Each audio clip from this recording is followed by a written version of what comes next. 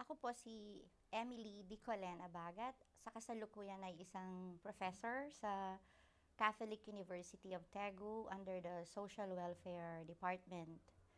I came to Korea in 2004 as a research fellow under the Korea Foundation for Advanced Studies. Nakakuha po ako ng research fellowship. And during that 1 year of my research fellowship, I became an active volunteer for the Hewadong Filipino community. I did some counseling sa mga workers natin who come to the center. I also provided education programs for the Filipino migrants for the Filipino Center and counseling also for the women married to Koreans. So after a year of my research, bumalik po ako sa university ko sa Philippines, Colegio de San Juan de Letran, Calamba, where I was at that time the dean of the graduate school. And then after a month, nag-decide akong bumalik ng South Korea as a lay missionary. So sa loob ng 4 o 5 taon, naging full-time lay missionary ako for the Filipino Center. And I did the same thing, counseling, education programs and all.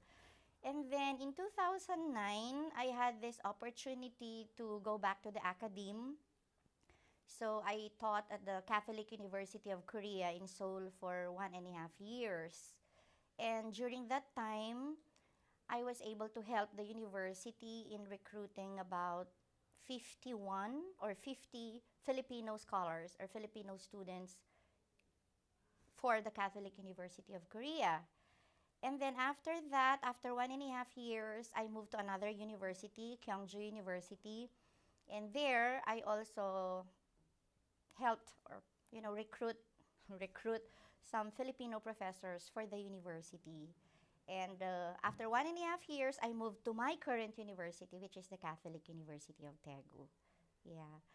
And right now, I am the president, the second president, or actually chairperson of the PhilRPG. PhilRPG is a Philippine Resource Persons Group. Ito po ay asosasyon ng mga Filipino professors dito sa Korea. And at the same time, currently the advisor of PICO. PICO naman is Pinoy Scholars sa Korea. This is the Association of Filipino Students in Korea. So basically for PhilRPG, what we do as a group of professors is to help the embassy in its educational programs. And currently, we are trying to expand, our goals or our programs by providing professional growth also for ourselves as Filipino professors. So we are coming up with several programs such as research as a group, at the same time research colloquium where some professors could present their research output for us also as members to learn.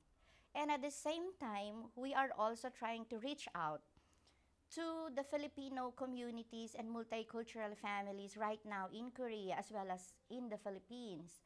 So what we're doing is we clustered our membership because professors in Korea or Filipino professors in Korea are scattered all over. So ang ginawa po namin is pinaggrupo-grupo. So let's say for example in our area, in the Daegu area, what we did was we involved ourselves in the multicultural families there. So we do volunteer teaching in the multicultural family centers, and they also do the same in other parts of Korea. So I think that's one of the best, program so far. Yan yung flagship program, kumbaga, ng PhilRPG sa ngayon. Although, for several years, we have been doing a lot of programs also, like, writing articles to the newspaper, what else? Attending conferences, and all. Yeah. So, and for PICO, this is a very active and dynamic organization actually of the students in Korea. They're now very active with KISA. KISA is Korea International Students Association. They have been very active in promoting programs to be able to improve the educational policies of Korea for the international students. So as an advisor, of course, in terms of decision making, it's all, all the students who do that. Oh, so, nasa background lang po ako. And then for the Hawadong Filipino community, since I live now in the province, which is very far from Seoul, I still continue with my volunteer work. Sometimes they still invite me to attend some meetings, especially for big events, like the one we had a month ago, like during the Chuzok, where we had the Mr. and Miss Filipino Culture, or we call it the Ginoo at Binibining Kalinangang Filipino, which is a fundraising event of the community. So I still take part and participate in the programs of the community. And I still am, until now, the editor-in-chief of the Sambayanan, which is the official newsletter of the Hawadong Filipino Catholic community. Of course, when I got the information that the president is coming to visit South Korea, personally, I was very happy about it because as Filipinos abroad, it really feels good to be visited by your leader. Siyempre, homesick kami lahat sa aming mga pamilya sa Pilipinas, and to be visited by the president is really something, and to be able to meet him personally and to have, some time with him, it's a very good opportunity for all of us. So we feel like also importante kami sa Pangulo kasi kami ay bibisitahin. And our group, especially the PhilRPG and of course Pico, we are all very excited about it, and we are looking forward to his visit on Friday. And as far as, overseas Filipino workers are concerned, I think one of the pressing issues that we have now actually is about the reintegration program. Because, hindi naman, ako 9 years na ako dito, pero syempre Pilipino pa rin ako. So wala akong ibang babalikan kundi Pilipinas pa rin. But, maraming kababayan natin ang kahit tapos na halimbawa yung period of sojourn, hindi pa rin ganun kahanda sa pagbalik sa Pilipinas dahil talagang kulang at kulang pa rin. So siguro, to help us strengthen this program, to be able to prepare ourselves as OFWs also sa aming pagbabalik sa aming pamilya, sa aming pagbabalik sa aming mga mahal sa buhay at sa aming bansa. Siguro napakagandang balita para sa aming mga manggagawa, sa ibayong dagat, ang pagkakaroon ng improvement sa ating ekonomiya sa Pilipinas. Sa amin, napakagandang pag-asa na kung dumating yung panahon na kami ay magdesisyon na bumalik sa Pilipinas, ay alam namin na may babalikan kami.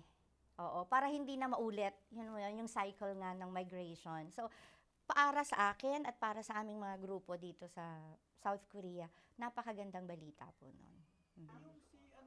Ang South Korea po kasi, kung makikita yung profile ng mga OFWs dito, kakaunti lamang po talaga yung nasa professional level.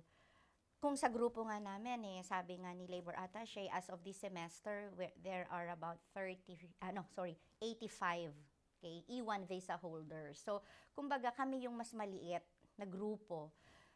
Subalit, maski kami man yung mas maliit na grupo, as I said a while ago, we try to reach out to our workers and to the women migrants who are in South Korea.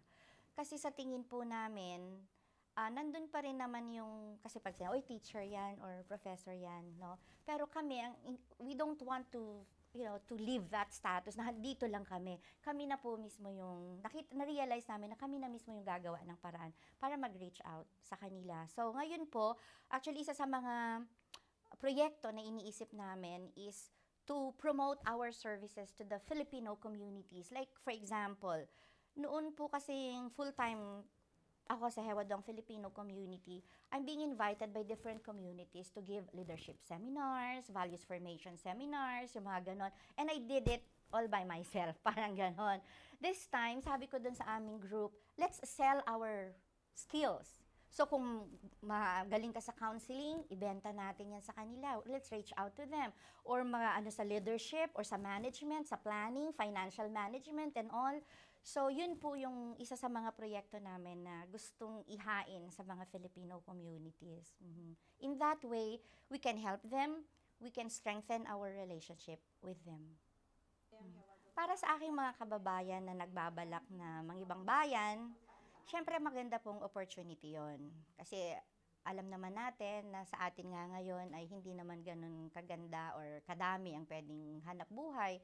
Subalit, ihanda ang kalooban dahil ang buhay sa abroad ay hindi po ganun kadali. Unang-una, yung adjustment at lalo pag nag-iisa ka, hindi po ganun kadali ang lumayo sa mga mahal sa buhay. At pangalawa siguro ay yung pagdating sa abroad, kailangan talagang ma-manage ng tama ang personal na buhay at ang kaperahan. Kasi yun nga, 3 taon, 5 taon, napakabilis. So kung hindi ipaplano ng mabuti ang buhay sa abroad, wala rin pong mangyayari. So yun lamang po.